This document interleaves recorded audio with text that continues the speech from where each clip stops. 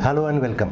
I am Ruben Banerjee, the Editor-in-Chief of Outlook, and we are again back with another fantastic issue of Outlook, the magazine that we are so proud of.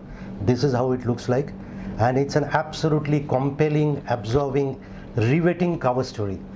We all know, we have all been talking about this children's death in Muzaffarpur in Bihar, and where children have been dying, and we looked at it.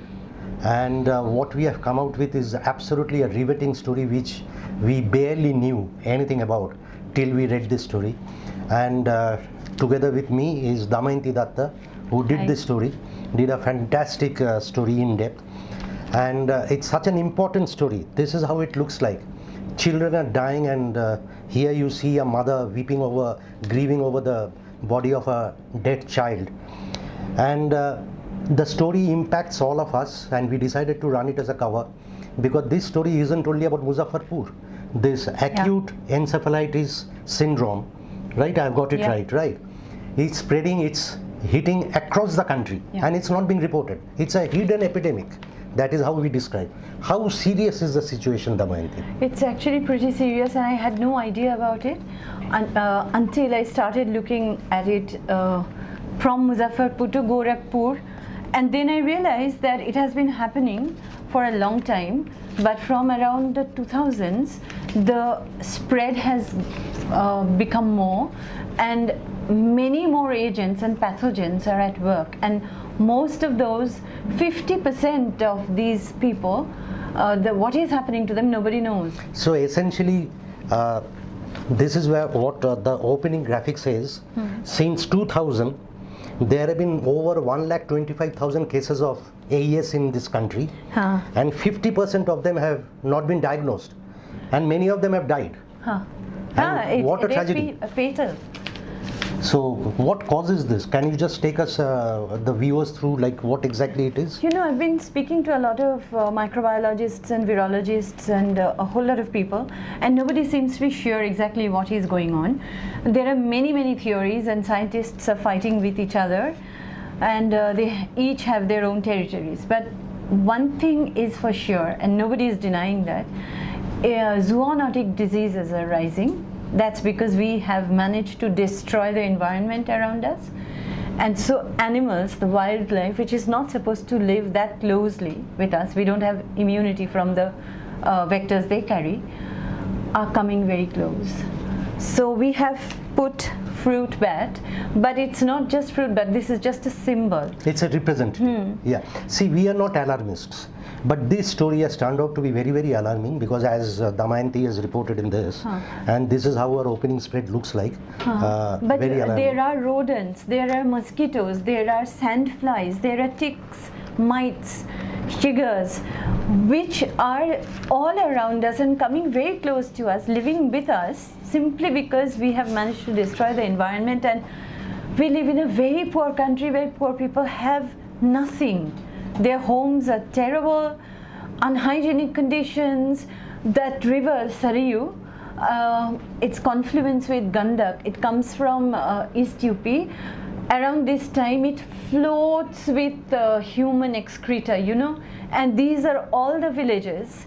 Then there are the sand mining mafia who are systematically destroying the rivers. And we should all be alarmed about this because, as you see this map of India, AES hasn't struck only Muzaffarpur.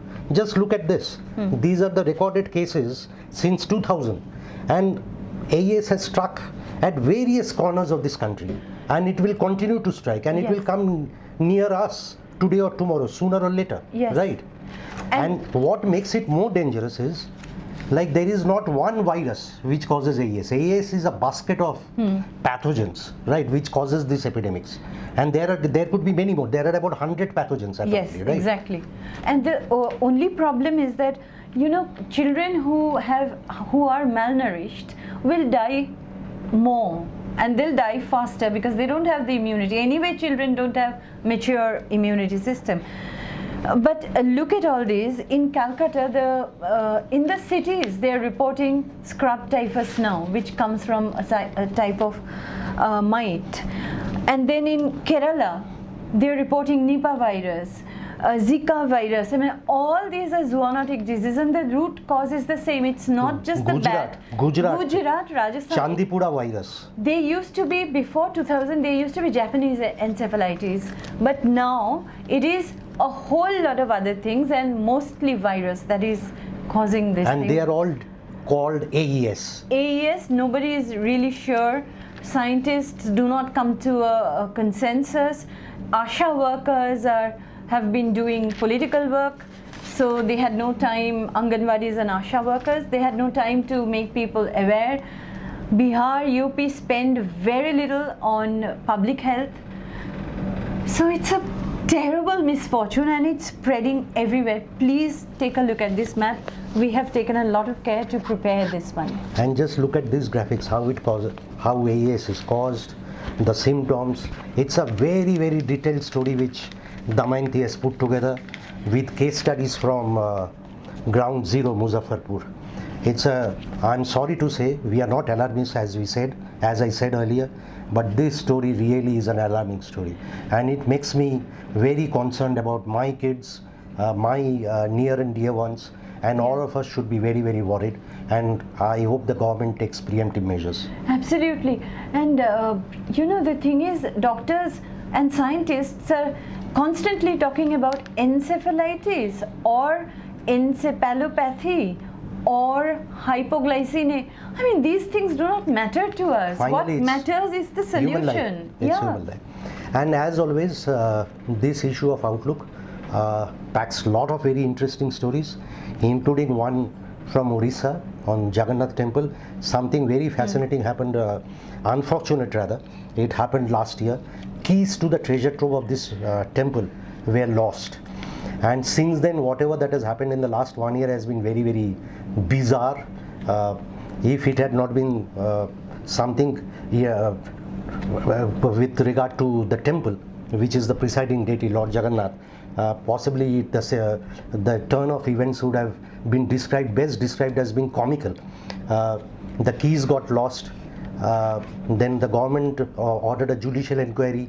The inquiry filed its report. Another 6 months gone by, the lock still remains unopened. They can't seem to make another lock, and no one knows whether the treasure still exists there or not. So it's a very interesting story. It's an updated story, and as always, we have other stories from films to sports. So do pick up this issue. It's a fantastic issue, and do check out this cover story on AES. Thank you. See you next week.